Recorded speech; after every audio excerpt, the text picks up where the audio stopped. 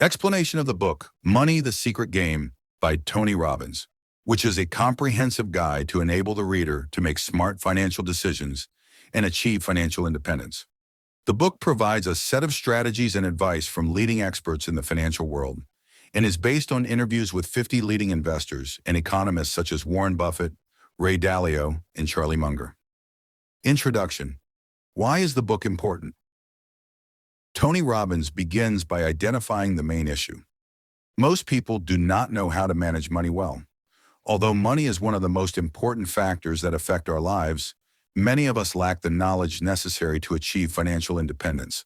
The book aims to change the way we think about money and gives the reader the tools and strategies that allow him to not only make money, but also use it wisely to create a stable financial life.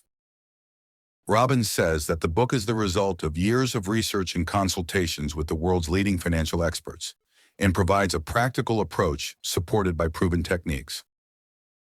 Chapter 1. Changing the way we think about money. Robbins begins by asking a basic question. How do we think about money? Most people view money as a source of anxiety or as a tool to get what they want, such as a house, a car, or travel. But Tony Robbins wants us to rethink this idea. Money is not just a means of living, it is a tool that enables personal freedom. Robbins encourages the reader to think of money as a tool to free oneself from financial anxiety, and thus the ability to pursue our passions or dreams without feeling financially burdened. He urges us to adopt an open mindset where we see money as a tool that enables us to change and fully achieve our goals. Chapter 2. The basic rules of the money game. Robbins presents some basic rules that anyone should follow if they want to be financially successful. 1. Money is a means to freedom. Most people spend money to get trivial things, but financially successful people use money as a means to achieve greater goals such as personal freedom, time, and security. 2. Financial success.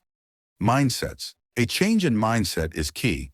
Instead of thinking of money as a problem, we should think of it as a problem-solving tool. 3. Smart investing system. Robbins suggests that most people suffer financial losses because they do not know how to invest money properly. That is why he offers certain strategies for smart investing, such as investing in low-cost mutual funds that allow you to get great diversification without high risk. 4. Long-term financial planning. We should follow strategies for investing for the long term instead of jumping into the market looking for quick gains. Chapter 3. How to make your money work for you. This chapter focuses on how to make your money work for you, not the other way around. Robbins points out that it is a mistake for a person to limit himself to making money from his job only without investing it. Investing in index funds. Robbins highly recommends investing in diversified index funds such as the S&P 500 fund, which allows you to get a long-term investment with minimal risk, low-cost funds. By reducing the costs associated with investing, such as the high fees charged by some companies, you can achieve greater returns in the long run. Reducing risk. Diversification is one of the most important concepts that Robbins promotes. You shouldn't put all your money in one asset. Instead, spread your money across a variety of assets such as stocks, bonds, real estate, and gold.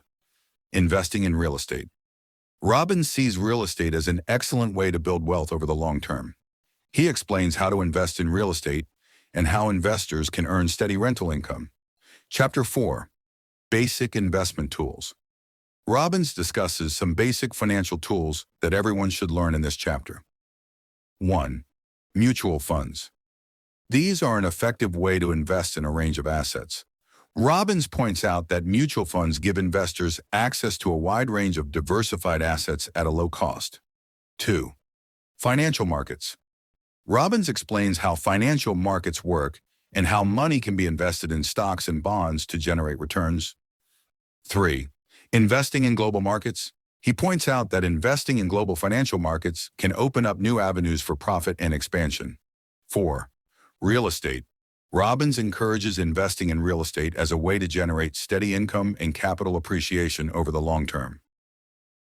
Chapter 5. The 10 Rules of Wealth.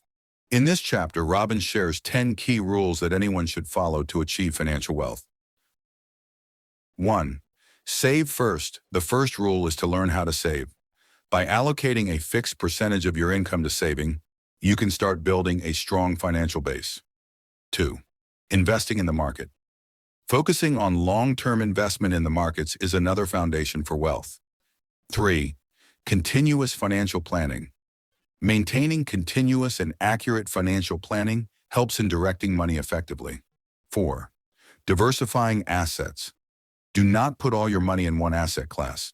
You should distribute investments between stocks, bonds, real estate, and gold. Chapter 6. How to protect your money from economic crises. Robbins presents strategies to protect your money from economic crises that may occur throughout our lives. 1. Reserve funds. It is always important to have an emergency fund that includes enough amounts to cover expenses for 3 to 6 months. 2. Hedging against economic crises. You should look for ways to hedge against crises, such as investing in gold or real estate. Chapter 7. Advice from top investors. In this chapter, Robbins offers practical advice from top investors like Warren Buffett, Ray Dalio, and George Soros. Invest in yourself. The best investment you can make is to invest in developing your skills and knowledge. The more educated and competent you are, the greater your chances of getting better financial opportunities. Patience in investing. Buffett emphasizes the importance of patience in investing money. He believes that patience and the ability to tolerate financial fluctuations are the secret to success. Chapter 8. The Ultimate Goal, a Balanced Financial Life. Robbins concludes the book by talking about the ultimate goal of money, to have a life full of inner peace and personal freedom. Money is not the goal, but the means to achieving a life free of financial anxiety, allowing one to focus on the things that matter most to them. Conclusion. Money, the Secret Game, is more than just a guide to investing. It is a comprehensive journey towards achieving financial independence. Providing strategic advice from leading financial experts, the book provides a comprehensive plan for understanding money, how to grow it, and how to protect it from risks. Robbins emphasizes the importance of thinking differently about money and committing to a well-thought-out long-term financial plan. The book, Money, the Secret Game, contains many examples and stories drawn from the lives of great investors and historical events that illustrate strategies for financial success. Here are some examples and stories that Tony Robbins tells in the book. 1. The story of Warren Buffett, the importance of long-term investing. Robbins takes the story of Warren Buffett, who is considered one of the greatest investors in the world, to illustrate the importance of patience in investing. Buffett, who started investing at a young age, believes that successful investments are those that are held for the long term. Robbins mentions how, despite market fluctuations, Buffett continued to invest in companies with good initial values such as Coca-Cola and Procter & Gamble that have generated huge profits over the years. Buffett says, "The best investment is one that you can hold for a long time without having to sell." Through this example, Robbins reinforces the idea that financial success comes from sticking to consistent long-term strategies. 2. The story of Ray Dalio, the principle of diversification and risk management. Ray Dalio, founder of the Bridgewater Hedge Fund, shares with Robbins his philosophy on risk management and diversification of investments. Dalio explains that one of the biggest reasons for his success is diversifying his investment portfolio across a wide range of assets: stocks, bonds, commodities, and foreign currencies. Dalio tells the story of how he was able to survive major economic crises such as the financial crisis of 2008, thanks to diversification and risk management strategies. Dalio says, "You can't predict the future, but you can prepare for it." Through this example, Robbins emphasizes that spreading investments across multiple categories reduces the risk of large losses. 3. The story of George Soros, discipline and timing. George Soros, one of the world's greatest speculators, has a famous story about breaking the Bank of England. In 1992, Soros directed huge investments against the British pound, anticipating that the British central bank would be forced to devalue the pound due to its monetary policies. The result was that Soros made more than $1 billion in one day from this correct prediction.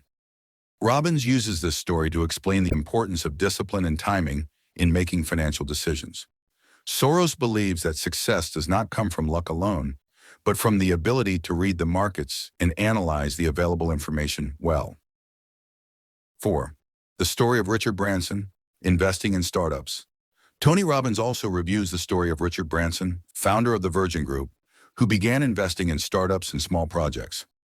One of his first successes was in the music sector, where he founded Virgin Records at a time when the music industry was on the verge of change. Branson tells how his ability to take risks and invest in innovative ideas made him one of the richest businessmen in the world. Through this story, Robbins encourages the reader to think outside the box and expand his investment horizons, especially in new projects that have huge growth potential. In 5. The story of how Robbins himself started investing. Robbins shares with the reader his personal story at the beginning of his investment career. As a young man, Robbins suffered from financial anxiety and began learning how to manage his money after feeling that he did not have the right tools to achieve financial independence.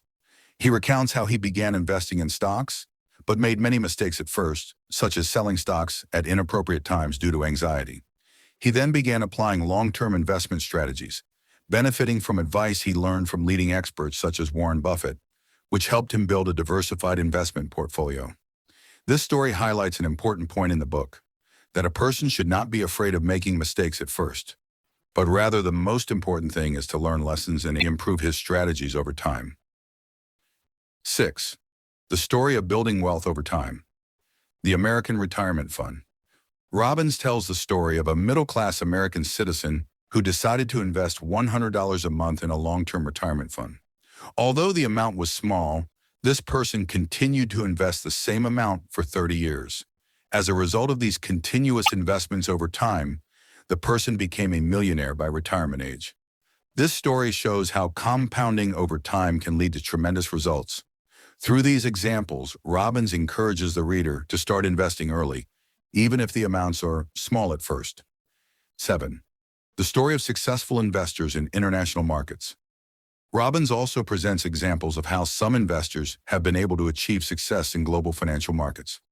For example, he tells how some investors in Japan have successfully adapted to economic fluctuations and large market increases by diversifying into European and American markets.